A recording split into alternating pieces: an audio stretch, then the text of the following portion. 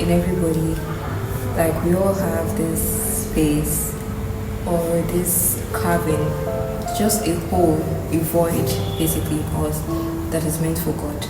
So you can try to fill this void with every other thing, but nothing is going to fill it up because that particular thing is meant for God.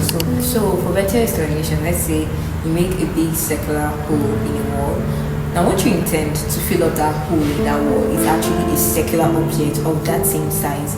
No matter how many tiny triangles you try to fit into it, or square shaped objects, no matter how tiny they look, there are still edges and there are still corners around that wall that you've made that needs filling up. That is the same way it is with God.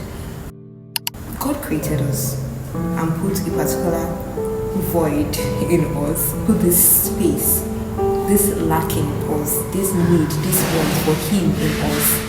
And it's almost relating to this poem by George Herbert. I think it's a metaphysical poem that so that man will not just adore the gift but the creator of the gift.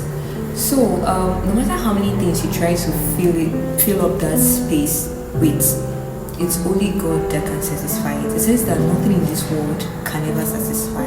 So be it music, be it dancing, clubbing, doing all kind of weird activities or all kind of things, whatever it is that comes to your mind at this point, it will never be able to fill up that space.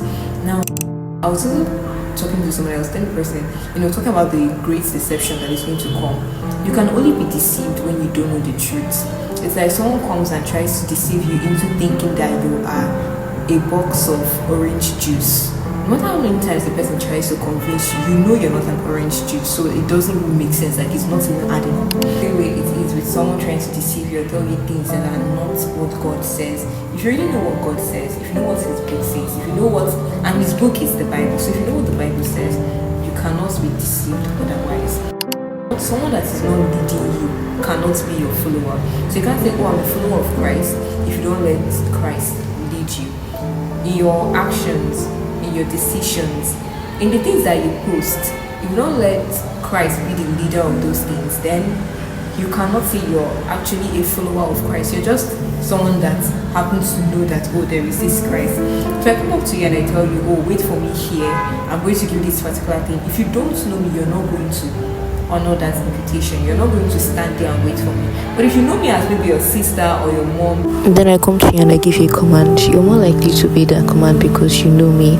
So when you know God, you know His characteristics, you know who He is, you are more likely to obey His commands, you are more likely to follow His leading.